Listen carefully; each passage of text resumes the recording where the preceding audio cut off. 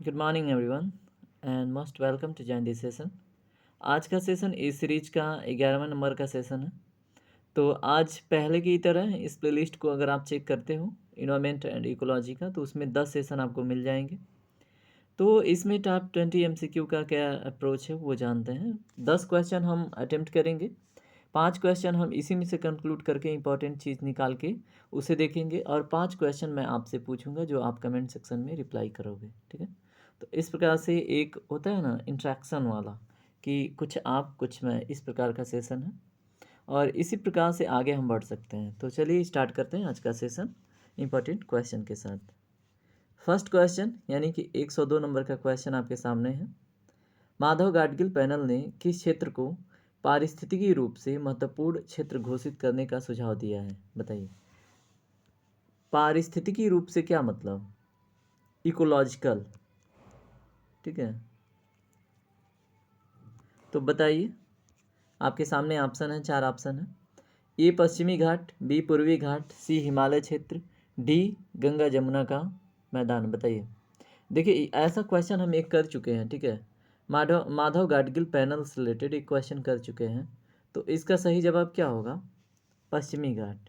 ठीक है, तो माधव गाडगिल पैनल किसके विषय में बात करता है? पश्चिमी घाट के बारे में। ठीक है, अब इस पैनल का गठन की बात की जाए कब की गई थी, तो ये ईयर था 2011 में। ठीक है, बस ठीक है, इसके पहले भी सेशन में बात हो चुकी है। चलिए अगला क्वेश्चन देखिए। राष्ट्रीय हरित कोर का उद्देश्य क्या है? बताइए। ऑप्शन ए है युवाओं को पर्यावरण और पारिस्थितिकी के बारे में बताना, पर्यावरणीय कानून बनाना, पर्यावरण संरक्षण, ये सभी। आई थिंक ये भी क्वेश्चन कहीं ना कहीं थोड़ा सा रिपीट हो रहा है, बाकी तो ठीक है। तो इसमें ऑप्शन नंबर ए ज़्यादा सही है।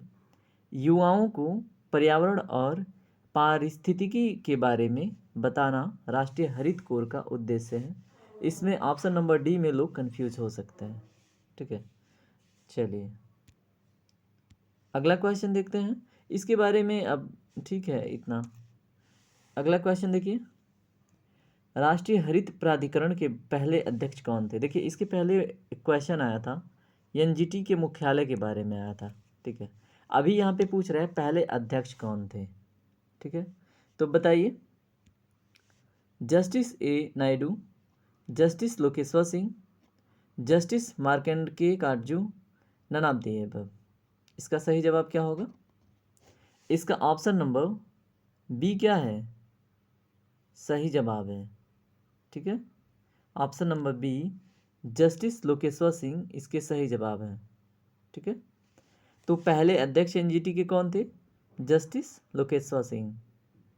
इसकी स्थापना कब हुई थी? 2010 में। ठीक है, ये मैंने पहले बताया था, फिर से जान लीजिए। चलिए अगला क्वेश्चन देखते हैं। Question number 105। भारत में सबसे ज़्यादा टाइगर रिजर्व किस प्रदेश में है?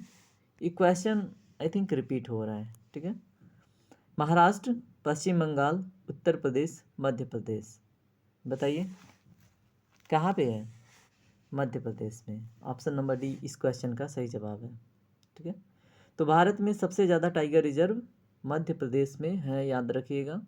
अगर बात की जाए वन्य जीव अभ्यारण्य, जिनको वाइल्ड लाइफ सेंचुरी बोलते हैं, नेशनल पार्क बोलते हैं, ठीक है, तो भी इन्हीं की संख्या अधिक है। सॉरी, इस प्रदेश की ही महत्ता है इसके बारे में भी, मीन्स कि सर्वाधिक वन्यजीव अभ्यारण्य, सर्वाधिक नेशनल पार्क कहाँ पे हैं? मध्य प्रदेश में।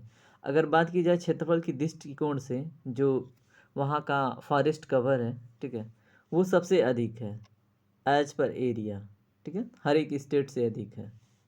अब आपसे एक क्वेश्चन है कि हाल फिलहाल में दर्ज किया गया है कि एक क्षेत्र का, एक स्टेट का ना, जो फॉरेस्ट कवर है बड़ा तेज़ी से आगे बढ़ रहा है। ठीक है, उसमें जो सुधार है वो बहुत तेज़ी से हो रहा है ना। तो बताइएगा उस स्टेट का नाम। ये भी बता दे रहा हूँ हिंट के रूप में, वो साउथ इंडिया का एक स्टेट है और ईस्टर्न कोस्ट का एक स्टेट है। अब देखिए इतना करीब आने के बाद जवाब जरूर दीजिएगा। अगला क्वेश्चन देखिए 106। 106 क्वेश्चन क्या है? चट्टानों के कितने प्रकार होते हैं? बताइए कितने प्रकार होते हैं चट्टानों के? A1, B2, सी 3, डी 4। इसका सही जवाब क्या है? Option number C. कितने प्रकार होते हैं? 3। कौन कौन से होते हैं? अग्नि, अवसादी, रूपांतरित। ठीक है। अब चट्टानों को सेल भी बोलते हैं, तो अग्नि सेल, अवसादी सेल, रूपांतरित सेल। रूपांतरित सेल को एक नाम कायांतरित सेल से भी जानते हैं। अगर इंग्लिश में इनके नामों को जानना हो तो एक को बोलते हैं इग्नियस रॉक। क्या बोलते हैं? Igneous rock. एक को बोलते हैं क्या? Sedimentary rock, sedimentary. और एक को क्या बोलते हैं? मेटामॉर्फिक। ठीक है, मेटामॉर्फिक। तो इग्नियस मीन्स क्या होता है? क्या होता है? अग्नि होता है। सेडिमेंट्री मीन्स अवसादी, और मेटामॉर्फिक मीन्स रूपांतरित। ठीक है। अगर बात की जाए अपने भारत की, ठीक है, कि कहाँ पे अग्नि चट्टान मिलते हैं, कहाँ पे अवसादी मिलते हैं, कहाँ पे मेटामॉर्फिक। देखिए, अगर हार्डनेस की बात की जाए तो हार्ड में सबसे अधिक हार्डनेस मेटामॉर्फिक की कह सकते हैं। ठीक है। मेटामॉर्फिक में देखिए हीरा किस में आता है? मेटामॉर्फिक रॉक में आता है। ये चीज़ आपको पता होनी चाहिए। अगर हम भारत का एक रफ टफ इमेज बना के देखें कि कहाँ पे किस क्षेत्र में कैसे अवसाद हैं, कैसी प्रकृति है, तो उसको समझते हैं। थोड़ा सा सामने आया तो थोड़ा सा समझ लेते हैं। ठीक है। ये रफ टफ इमेज है भारत का, कोई दिल पे ना ले। ठीक है। एक, क्योंकि यहाँ पे उतना अच्छा स्केचिंग हो नहीं सकता ना। ठीक है। ये रहा हमारा भारत का मैप। अब इसमें अगर बात की जाए कि अग्नि चट्टान, ठीक है, तो अग्नि चट्टान का एरिया आपको लगभग ये मिलेगा। ठीक है। क्यों? क्योंकि यहाँ पे एक समय में ना, जब भारत इंडो ऑस्ट्रेलियन कॉन्टिनेंट का एक पार्ट था ना, तो ये जब इधर से, कहाँ से, अफ्रीका से टूट के ऐसे बहते हुए आ रहा था, तो रास्ते में एक वोल्केनो इरप्ट हो रही थी। ठीक है। अब जिसको हम क्या बोलते हैं, रियूनियन आइलैंड के आसपास एक वोल्केनो इरप्ट हो रही थी, जिसका प्रभाव इस पे दिखा था। और यहाँ पे जो ये है ना अपना पेनिसुलर रीजन, जिसको हम क्या बोलते हैं, प्रायद्वीपीय क्षेत्र, ये क्या है? वोल्केनो के लावा मैग्मा से बना हुआ क्षेत्र है। ठीक है। तो यहाँ पे क्या है? इग्नियस रॉक की अधिकता है। अगर बात करें कि न्यू फॉर्म अगर कोई लैंड है, ठीक है, तो वो कौन सा है आपका? ये जो गंगेटिक प्लेन है और ये सब जो रीजन है, ठीक है, यहाँ पे कैसे आपको सॉइल मिलेंगे, किस प्रकार के चट्टान मिलेंगे? सेडिमेंट्री, जिनको हम बोलते हैं अवसादी, है ना। और इन्हीं के बीच में, ठीक है, यहाँ पे कहीं पे, ठीक है, आपको मेटामॉर्फिक की भी उपस्थिति मिलेगी। ठीक है। तो ये चीज़ें आपको पता होनी चाहिए। और अगर मोटी मोटा पता होता है तो फिर बड़े क्वेश्चन सॉल्व हो जाते हैं, है ना। चलिए अगला क्वेश्चन देखिए 107। इकोटोन में जो प्रजातियां प्रचुर मात्रा में पाई जाती हैं क्या कहलाती हैं? बताइए। ए है एज प्रजातियां, बी है कीस्टोन प्रजातियां, सी है एंडेमिक प्रजातियां, डी है फोस्टर प्रजातियां। बताइए इसका सही जवाब क्या होगा? इसका सही जवाब होगा एज स्पेसीज। मीन्स कि क्या? एज प्रजातियां। ठीक है। अब इकोटोन को समझ लेते हैं, एज इफेक्ट को समझ लेते हैं, सामने आ गया तो। ठीक है। अब हम यहाँ पे बात करते हैं कि दो बायोम क्षेत्र की। ठीक है। उसको स्केच कर लेते हैं। ये है आपका एक वाटर बॉडी वाला एरिया। ठीक है।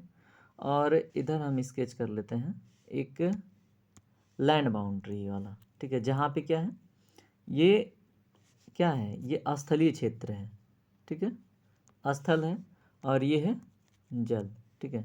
अब ये जो है, अब यहाँ पे क्या है, यहाँ आसपास थोड़े पेड़ हैं, है ना, जंगल टाइप का माहौल है।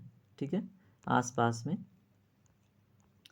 यहाँ पे क्या है, ये ओशियन है या फिर सी है या फिर नदी बोल लीजिए। ठीक है। अब इसके बीच में ना एक आपको एरिया दिख रहा है, ये जो ट्रांजिशन जोन, इसी को बोलते हैं। ठीक है।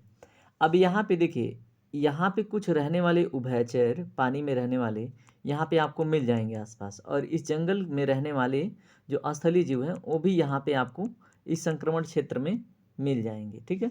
और इस प्रकार से अगर हम देखेंगे जैव विविधता यानी कि बायोडायवर्सिटी के मामले में, यहाँ की जो संख्या होगी, ठीक है, वो ए और बी के कंपेरिजन में, यहाँ पे अगर ये सी पॉइंट है तो यहाँ पे क्या होगी, यहाँ पे मैक्स होगी, मैक्सिमम। ठीक है।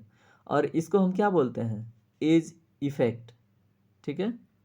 और इस क्षेत्र को क्या बोलते हैं, इकोटोन। क्या बोलते हैं, इकोटोन, ECOTONE, इकोटोन, ठीक है। इस जो संक्रमणीय क्षेत्र है इसको बोलते हैं हम इकोटोन। और यहाँ पे जो प्रजातियाँ पाई जाती हैं उनको बोलते हैं हम एज स्पेसीज या एज प्रजातियाँ, ठीक है। उम्मीद है कि आपको ये सारी चीज़ें समझ में आई होंगी। की स्टोन स्पेसीज क्या होता है? जैसे मान लीजिए एक इकोसिस्टम है, स्थल का एक इकोसिस्टम है, ठीक है, टेरेस्ट्रियल पार्ट का एक इकोसिस्टम है, यानी कि क्या, पारिस्थितिकी तंत्र है। उसमें आपको पता है कंज्यूमर प्रोड्यूसर होता है। थोड़ा सा इसको सीखते चलते हैं। ये हो गया प्रोड्यूसर, ठीक है। पेड़ पौधे क्या होते हैं? प्रोड्यूसर। इसके ऊपर आता है सेकेंडरी स्टेज, ठीक है, कंज्यूमर की, ठीक है। कंज्यूमर में आपका बकरी भी हो सकती है, एक इंसान भी हो सकता है, ठीक है। अब ये क्या हो गया? कंज्यूमर, ठीक है। कौन से लेवल के? फर्स्ट लेवल के, ठीक है। अब इनके ऊपर आते हैं कौन? ये हो गया कंज्यूमर फर्स्ट स्टेज। अब ये क्या करते हैं? इसको खाते हैं। और ये पौधे कहाँ से? सूर्य से अपनी भोजन और फिर ज़मीन से जो कार्बन डाइऑक्साइड वगैरह लेके क्या करते हैं? अपना भोजन तैयार करते हैं, है ना। तो ये प्रोड्यूसर हो गए और ये हो गए कंज्यूमर सेकेंडरी स्टेज पे, ठीक है। इसके ऊपर कौन सा लेवल आएगा? टर्सरी स्टेज आएगा, है ना, कंज्यूमर। अब इसके ऊपर से लेवल, ट्रॉफिक लेवल बढ़ती जाएगी। अब इनको कौन खा सकता है? लायन खा सकता है ना। तो ये क्या है? तीसरा स्टेज है जिसको हम बोलते हैं कार्निवोरस। इसके बीच में भी एक स्टेज है ओमनीवोरस का, ठीक है, जो घास प्लस मांस दोनों खाते हैं, ठीक है। मनुष्यों में भी वो प्रजाति पाई जाती है, ठीक है।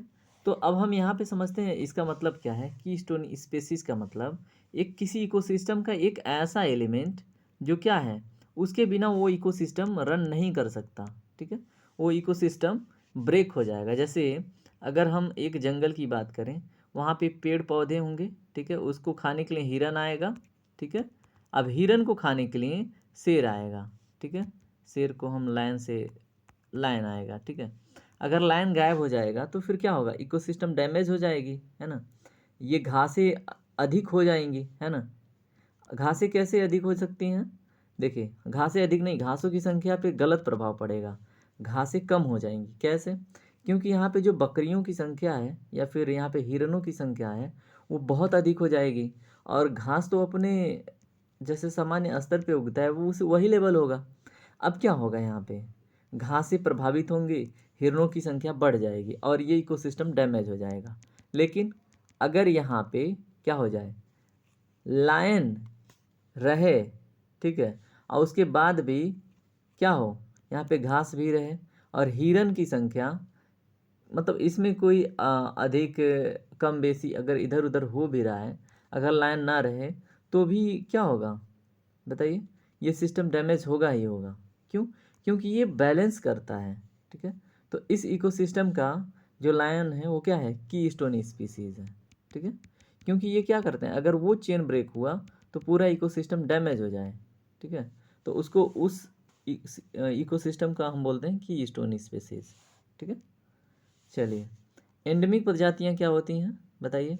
एक पर्टिकुलर रीजन में अगर कोई एक स्पेसीज रहती है एक पर्टिकुलर रीजन में, ठीक है, उसको हम एंडेमिक स्पेसीज बोलते हैं। जैसे आपने सुना होगा कि जैसे आप संगाई हिरन की बात करें, ठीक है, संगाई हिरन कहाँ पे स्पेशली पाया जाता है आप बताइएगा? मणिपुर के केवल नेशनल, जो जिसको हम डांसिंग हिरन भी बोलते हैं, वो सिर्फ वहीं पे पाया जाता है, ठीक है। और इसलिए उसको हम एंडेमिक स्पेसीज उस लोकेशन का बोल सकते हैं, ठीक है। चलिए, फोस्टर प्रजातियां आप बताएंगे क्या होती हैं? बाकी तो तीनों हमने समझ लिया। चलिए अगला क्वेश्चन देखिए 108 नंबर का। निम्नलिखित में कौन सा मूंगा चट्टान का क्षेत्र नहीं है? बताइए। मन्नार की खाड़ी, खंबात की खाड़ी, लक्षद्वीप, अंडमान निकोबार द्वीप समूह। बताइए कौन सा है? इसका सही जवाब होगा ऑप्शन नंबर बी, खंबात की खाड़ी, ठीक है। यहाँ पे क्वेश्चन क्या है? मूंगा चट्टान का क्षेत्र नहीं है। मूंगे आपने सुना है ना, तो ऐसे एक रेड कलर या फिर कलरी से एक स्टोन का मतलब प्रकार होता है, ठीक है। तो हम उसको क्या बोलते हैं? मूंगा, ठीक है। अब ये कहाँ कहाँ पाया जाता है? वो चार जगह कौन कौन सी हैं बताइए? मूंगे कहाँ पे पाए जाते हैं? मन्नार की खाड़ी में पाए जाते हैं। लक्षद्वीप में भी पाए जाते हैं। अंडमान निकोबार द्वीप समूह में भी पाए जाते हैं और कच्छ की खाड़ी में भी पाए जाते हैं। ठीक है, कच्छ की खाड़ी में भी पाए जाते हैं क्या? मूंगा चट्टान, लेकिन खंबात की खाड़ी में नहीं पाए जाते हैं।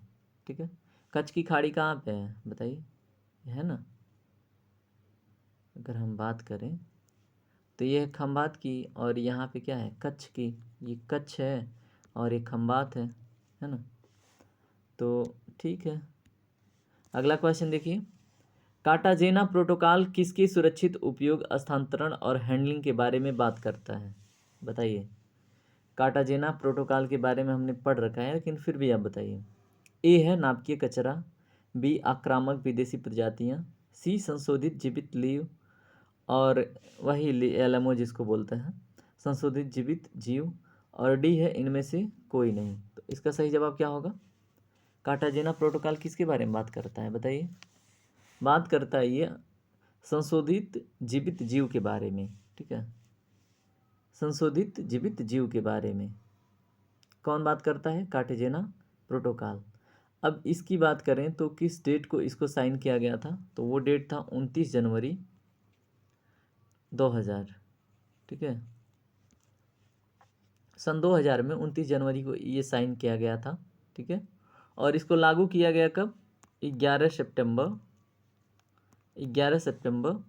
2003 को, यानी कि 2003 में 11 सितंबर को इसको लागू किया गया। ठीक है, चलिए इसके बारे में इतना पर्याप्त है।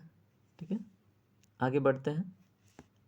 अगला क्वेश्चन देखिए, आपको बताना है निम्नलिखित में से कौन सी बीमारी से कोयले की खान में काम करने वाले मजदूरों की उम्र कम हो जाती है और उस बीमारी को ब्लैक लंग्स बीमारी कहा जाता है? बताइए। ऑप्शन ए है क्लोम, क्या लिखा है?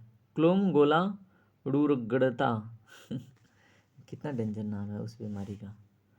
प्रगतिशील विशाल फाइब्रोसिस, मेसोथेलियोम, इनमें से कोई नहीं। इसका सही जवाब क्या होगा? इसका सही जवाब होगा ऑप्शन नंबर ए, जिसको क्या बोलते हैं? क्लोम गोलाड़ू रुगड़ता। ठीक है, क्या बोलते हैं? इंग्लिश में इसको लिखते हैं CLOM, क्लोम गोलाड़ू GOLANU, रुगड़ता RUGNTA।